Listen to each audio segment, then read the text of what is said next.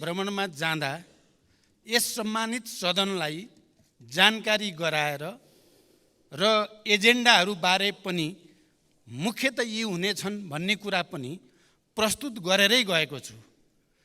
भारत भ्रमणमा जाँदा पनि मैले सम्मानित सदनलाई जानकारी गराएरै गएको थिएँ र अहिले संयुक्त राष्ट्रसङ्घ र चीनको भ्रमणमा जाँदा पनि मैले सम्मानित सदनलाई जानकारी गराएको स्मरण गराउन चाहन्छु। केही मान्य सदस्यहरूलाई थाहा रहेनछ कि जस्तो लागेको हुनाले मैले अलि जोड दिएर भन्नुपर्ने अवस्था आइलाग्यो। यी भ्रमणका बारेमा जानकारी गराउनु पूर्व सर्वप्रथम म दुईवटा विषयमा सम्मानित सदनलाई जानकारी गराउन आवश्यक ठान्दछु। एक, आजै बसेको मन्त्री परिषदको बैठकले सुनको अवैध पैठारी तस्करी नियन्त्रणका लागि सुझाव सहितको प्रतिवेदन पेश गर्न जाँचबुझ आयोग ऐन 2026 को दफा 3 को उपदफा 2 बमोजिम उच्च अदालतका पूर्व न्यायाधीश श्री दिल्लीराज आचार्यको अध्यक्षतामा पूर्व प्रहरी अतिरिक्त महानिरीक्षक श्री सहकुल बहादुर थापा, पूर्व सहसचिव श्री किशोर जङ कार्की र पूर्व सहसचिव श्री प्रेमराज जोशी रहेको जाँचबुझ आयोग गठन गर्ने निर्णय भएको छ। 2, नेपाल आयल निगमले हिजोदेखि लागू हुने गरी पेट्रोलियम पदार्थको मूल्यमा गरेको वृद्धि आसन्न चाडबाड र उपभोक्ता हितलाई पनि ध्यान राखी तत्काल फिर्ता लिन मैले निर्देशन गरे बमोजिम नेपाल आयल निगमले सो मूल्य वृद्धिको निर्णय फिर्ता लिई पुरानै मूल्य कायम गरेको छ। म मान्य सदस्यहरूलाई जानकारी के गराउन पनि आवश्यक ठान्दछु भने अघि एकजना मान्य सदस्यहरूले सरकार बाहिरबाट प्रधानमन्त्री आउँदा आउँदै जनतालाई भन्नुभयो त्यो मेरो जानकारीमा थिएन र प्रधानमन्त्री या सम्बन्धित मन्त्रालयको पनि निर्णयभन्दा केही महिना अगाडि आयल निगम बिस्तारै पहिलाको ऋण चुक्ता गरेर नाफातिर गइरहेको स्थितिमा सायद यो उपयुक्त समय हो अटो प्राइसिङमा जाने भन्ने भएको थियो। त्यसैको आधारमा भएको थियो जुन अहिलेको जनताको पीर मर्का जनताको भावना र आवश्यकता विपरीत थियो। आज बिहान मात्रै मैले प्रधानमन्त्री या सम्बन्धित मन्त्रालय या उपप्रधानमन्त्रीहरूलाई पनि जानकारी नदिई अटो प्राइस भनेको आयल निगमको स्वतन्त्रता होइन, राज्यबाट अलग जाने भन्ने होइन, राज्यभित्रकै अङ्ग हो। त्यसकारण अहिलेको यो परिस्थितिमा त्यो मूल्य फिर्ता लिनुपर्छ भन्ने निर्णय गरियो। त्यही निर्देशन अनुसार आयल निगमले मूल्य फिर्ता लिएको छ। यो जानकारी पनि म गराउन चाहन्छु। यो दुईटा जानकारी पछि अब म भ्रमणको बारेमा यस सम्मानित सदनलाई जानकारी गराउँछु। सभामुख महोदय, नेपाली प्रतिनिधिमण्डलको नेतृत्व गर्दै यही सेप्टेम्बर 17 देखि 21 सम्म संयुक्त राष्ट्रसङ्घको 78औं महासभामा सहभागी भई सम्बोधन गरे पश्चात सेप्टेम्बर 23 देखि 30 सम्म जनवादी गणतन्त्र चीनको औपचारिक भ्रमण सम्पन्न गरी 2080 असोज 13 गते स्वदेश फर्केको छु। संयुक्त राष्ट्रसङ्घको महासभामा सहभागी हुन र चीनका प्रधानमन्त्री ली छियाङको निमन्त्रणामा चीन भ्रमणमा जानु अघि पनि मैले यस विषयलाई जानकारी गराएकै थिएँ।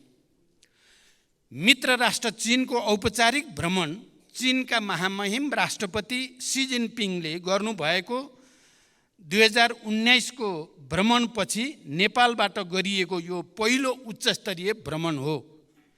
कोभिड-19 महामारीका कारण लामो समयदेखि उच्च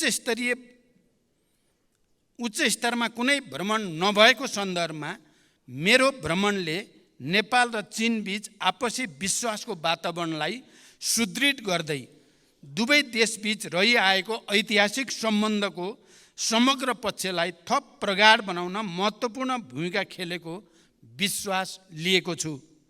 यस भ्रमणका दौरानमा चीनका महामहिम राष्ट्रपति तथा प्रधानमन्त्रीसँग सारभूत पक्षमा भएको छलफलबाट नेपाल चीन सम्बन्धलाई थप उचाइ दिन मद्दत पुगेको छ। विगतमा भएका समझदारीहरूको कार्यान्वयन गर्दै लैजाने प्रतिबद्धता व्यक्त भएको छ। चीनका महामहिम राष्ट्रपति र प्रधानमन्त्रीसँग प्रतिनिधिमण्डल स्तरीय वार्ता र छलफल हुँदा चीनसँगको व्यापार, लगानी, अन्तर्देशीय यातायात सञ्जाल र आर्थिक सामाजिक साझेदारी वृद्धि गर्दै लैजाने दिशातर्फ हाम्रो सम्बन्ध केन्द्रित रहनुपर्ने मैले राखेको धारणाप्रति महामहिम राष्ट्रपति र प्रधानमन्त्रीले चीनको पूर्ण समर्थन रहेको बताउनुभयो। उच्चस्तरीय भेटहरूमा नेपालको उत्तरी सीमा क्षेत्रमा चीन तर्फबाट प्रसारण लाइन निर्माण, नेपाल र चीनको सिमानामा रहेको भूभागमा केन्द्रीय विद्युत प्रसारण प्रणालीबाट विद्युतको पहुँच पुर्याउन नसकिने स्थानहरूमा सौर्य प्रणाली जडान, विभिन्न सडक निर्माण तथा स्तर उन्नति, स्वास्थ्य तथा कृषि क्षेत्रमा सहयोग विस्तार, कोभिडपछि अवरुद्ध भएका साथै परम्परागत सीमा नाकाहरूको पुनः सञ्चालन, सीमा नाकामा नेपालतर्फ पूर्वाधार निर्माण, अत्याधुनिक प्रयोगशाला निर्माण जस्ता पूर्वाधार विकासका बारेमा केन्द्रित भएको थियो। यसै गरी नेपाल चीन बीचको जनस्तरको सम्बन्धलाई प्रगाढ बनाउन पोखरा अन्तर्राष्ट्रिय विमानस्थलहरूमा चीनबाट सोझै हवाई उडान गरिनुका साथै विज्ञान र प्रविधिको क्षेत्रमा सहकार्य गर्ने, द्विपक्षीय व्यापार विस्तार गर्ने विषयमा समेत विस्तारपूर्वक छलफल भयो। नेपाल सदैव एक चीन नीतिमा प्रतिबद्ध रहँदै आएको र नेपाल चीन बीचको सम्बन्ध पञ्चशीलको सिद्धान्त, असल मित्रता, आपसी साझेदारी र सम्मान तथा अन्तर्राष्ट्रिय मूल्य मान्यता र कानुनमा आधारित रहेको पृष्ठभूमिमा भविष्यमा यो सम्बन्धलाई थप उचाइमा लैजाने दिशातर्फ दुवै पक्षले गर्नुपर्ने कार्यका बारेमा गम्भीर विचार विमर्श भयो। चीन भ्रमणको समयमा चीनको हाङजाउमा विभिन्न देशका राष्ट्र प्रमुख र सरकार प्रमुख एवं उच्चस्तरीय प्रतिनिधि समेतको उपस्थितिमा चीनका महामहिम राष्ट्रपतिले गर्नुभएको उद्घाटन समारोहमा सहभागी भई नेपाली खेलाडीहरूको हौसला बढाउने अवसर पनि प्राप्त भयो। हाङजाओ र बेइजिङमा भएका बैठक र छलफलका अलावा चीनको छोङछिङ, चीनको स्वशासित क्षेत्र तिब्बत र छेन्दुको समेत भ्रमण गरी द्विपक्षीय सम्बन्धका बारेमा छलफल गरिएको थियो। प्रत्येक बैठकमा त्यहाँका राजनीतिक नेतृत्वबाट नेपाल चीन सम्बन्धलाई थप उचाइमा पुर्याउने एवं मेरो भ्रमणको अवसरमा नेपाल र चीनबाट संयुक्त रूपमा जारी वक्तव्यको पूर्ण कार्यान्वयन गर्ने प्रतिबद्धता व्यक्त भएको थियो। यसका साथै चीनको जनकाङ्ग्रेसका अध्यक्षसँगको भेटमा संसदीय प्रणाली र कानुन निर्माणमा चीनको जनकाङ्ग्रेसको अनुभव समेत बुझ्ने अवसर प्राप्त हुनुको साथै आपसी सहयोग आदान प्रदान गर्ने विषयमा समेत गम्भीर छलफल भयो। चीन भ्रमण अघि मैले संयुक्त राष्ट्रसङ्घको चालु 78औं महासभामा सहभागी भई उच्चस्तरीय सत्रको जेनरल डिबेट सामान्य बहसमा नेपालको तर्फबाट सम्बोधन गरेको थिएँ। यस सम्बोधनमा मैले प्रमुख रूपमा नेपालको शान्ति प्रक्रिया र त्यसलाई ठोस निष्कर्षमा पुर्याउन अन्तर्राष्ट्रिय समुदायको सहयोग, जलवायु परिवर्तन तथा यसले गर्दा नेपाल लगायत अल्पविकसित देशहरूमा परेको नकारात्मक प्रभाव र त्यसका निराकरणका उपायहरू, हिमाली राष्ट्रहरूका समस्या, दिगो विकासका लक्ष्यहरूको प्राप्तिमा अल्पविकसित राष्ट्रहरूका समस्या प्रस्तुत गर्दै ती समस्या समाधानमा साधन स्रोतको व्यवस्थापनका लागि विश्व समुदायको गम्भीर ध्यानाकर्षण गराएको छु। यसै गरी अति कम विकसित तथा भूपरिवेष्टित राष्ट्रका समस्याहरूप्रति विश्वको ध्यानाकर्षण गराउँदै ती राष्ट्रहरूको विकासका लागि अन्तर्राष्ट्रिय सहयोग, प्रविधि हस्तान्तरण र लगानीका माध्यमबाट गरिबी तथा असमानता हटाउँदै जानुपर्ने विषयमा मैले विशेष जोड दिएर राखेको छु। साथै समकालीन विश्वका प्रमुख मुद्दाहरू मानवाधिकार, निशस्त्रीकरण, आतंकवाद बारे नेपालको दृष्टिकोण पनि प्रष्ट शब्दमा प्रस्तुत गरेको छु। महासभाको मूल सत्रका अलावा दिगो विकास सम्बन्धी शिखर सम्मेलन एसडिजी समिट, जलवायु सम्बन्धी शिखर सम्मेलन क्लाइमेट एम्बिसन समिट, महामारी रोकथाम तयारी र प्रतिकार्य सम्बन्धी उच्चस्तरीय बैठक high level meeting on pandemic prevention preparedness and response, विकासका लागि वित्त सम्बन्धी उच्चस्तरीय संवाद high level dialogue on financing for development, स्वास्थ्य सम्बन्धी high level meeting on universal health coverage तथा United Nation friends of vision high level briefly समेत सम्बोधन गरेको थिएँ।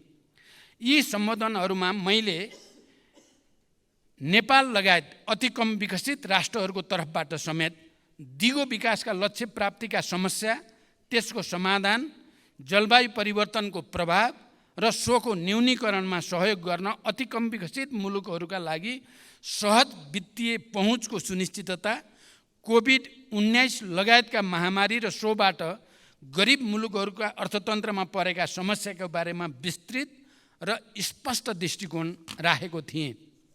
यसपटकको मेरो राष्ट्रसङ्घको सबै सभाहरूमा सम्बोधन गर्दा खाली नेपालको प्रधानमन्त्रीको हैसियतले मैले विषयलाई स्पष्ट राख्ने अवसर प्राप्त गरेको मात्रै होइन। यो पटक हाम्रो लागि विशिष्टता के रह्यो भने हामी एलडिसीको चेयर हौँ। यो पटक 47वटा कम विकसित देशहरूको अध्यक्षको हैसियतले प्रत्येक सभामा सम्बोधन गर्ने विशेष अवसर पनि नेपाललाई प्राप्त भयो र त्यो अवसरको हामीले अधिकतम सदुपयोग गरेको जानकारी पनि म गराउन चाहन्छु। संयुक्त राष्ट्रसङ्घको महासभाकै दौरानमा अमेरिकी राष्ट्रपति एवं संयुक्त राष्ट्रसङ्घका महासचिव लगायत विभिन्न देशका राष्ट्र प्रमुख र सरकार प्रमुखसँग पनि द्विपक्षीय गम्भीर छलफल भएको थियो। मैले र प्रतिनिधिमण्डलका सदस्य माननीय परराष्ट्र मन्त्रीले संयुक्त राष्ट्रसङ्घका सम्बन्धित अधिकारीहरूसँग गरेको छलफलमा शान्तिकर्मीहरूको सुरक्षा, बन्दोबस्तीका लागि भएको खर्चको समयमै शोध भर्ना तथा निकासा लगायत नेपालले गरेको अटुट र उच्च तहको योगदानको कदर स्वरूप जिम्मेवार तथा उच्च पदहरूमा नेपालको समुचित प्रतिनिधित्व हुनुपर्ने विषयलाई विशेष प्राथमिकताका साथ जोड दिएर उठाइएको छ। समग्रमा दुवै भ्रमणहरू सफल भएको मैले र हाम्रो प्रतिनिधिमण्डलले ठानेको छ। चीनको भ्रमणले झन्डै 4 वर्ष लामो नेतृत्व तहबाट एक अर्का मुलुकमा भ्रमण नभएको स्थितिको अन्त्य भएको छ। उच्च स्तरमा भएको द्विपक्षीय वार्ताबाट छिमेकीहरूका संवेदनशील विषयहरूमा नेपालले पालन गर्दै आएको नीतिको पुनर्पुष्टि भएको छ। राजनीतिक तहमा विश्वासको वातावरण बनेको छ। पूर्वाधार निर्माण, व्यापार, लगानी तथा जनस्तरको सम्बन्ध विस्तारमा द्विपक्षीय सहयोग र सहकार्यलाई तीव्रता दिने मार्ग प्रशस्त भएको छ र अझ महत्त्वपूर्ण त नेपाल र नेपाली जनताप्रति चिनिया नेताहरूको सद्भावना विशेष रूपले अभिवृद्धि भएको हामीले महसुस गरेका छौँ। त्यसै गरी संयुक्त राष्ट्रसङ्घको महासभामा प्रधानमन्त्री स्तरमा भएको सहभागिताबाट नेपालको शान्ति प्रक्रियालाई निष्कर्षमा पुर्याउन संयुक्त राष्ट्रसङ्घ र अन्तर्राष्ट्रिय समुदायको सद्भाव हासिल गर्ने, नेपालमा द्वन्द्वबाट शान्तितर्फ रूपान्तरणको सफल उदाहरणलाई अन्तर्राष्ट्रिय समुदायले उचित मान्यता दिनुपर्ने, दिगो विकासका लक्ष्यहरूको कार्यान्वयन तथा जलवायु परिवर्तनका प्रभावहरूबारे नेपाल लगायत अति कम विकसित मुलुकहरूका चुनौती र तिनको सम्बोधनका लागि विश्व समुदायको ध्यानाकर्षण गराउने विषयमा नेपाल यसपटक देखिने गरी प्रस्तुत हुन सफल भएको छ। सभामुख महोदय, साँच्चै नै एलडिसीको चेयरको हैसियतले पनि, क्लाइमेट चेन्जको सबभन्दा बढी असर परेको क्षेत्रको हैसियतले पनि, शान्ति प्रक्रियालाई अन्तिम निष्कर्षमा पुर्याउने र विश्वलाई नै शान्तिको एउटा नयाँ सन्देश दिने सन्दर्भमा पनि यो पटक संयुक्त राष्ट्रसङ्घको महासभामा देखिने गरी नेपाल, सुनिने गरी नेपाल स्थापित भएको महसुस हामीले गरेका छौँ। यो सधैँ प्राप्त हुने अवसर थिएन, यो विशेष स्थितिमा प्राप्त हुने अवसर थियो। यो अवसरलाई हामीले मेरो नेतृत्वको प्रतिनिधिमण्डलले हामीले धेरै बैठकमा सहभागिता म र परराष्ट्र मन्त्रीजीले गर्ने अवसर प्राप्त भयो। हामीले अधिकतम सदुपयोग गरेका छौँ र यी दुवै भ्रमणबाट विश्वासको एउटा नयाँ वातावरण नेपाल देखिने र चिनिने गरी स्थापित भएको महसुस मैले गरेको छु। यति जानकारी गराउँदै बिदा हुन्छु। धन्यवाद। अभिवादन।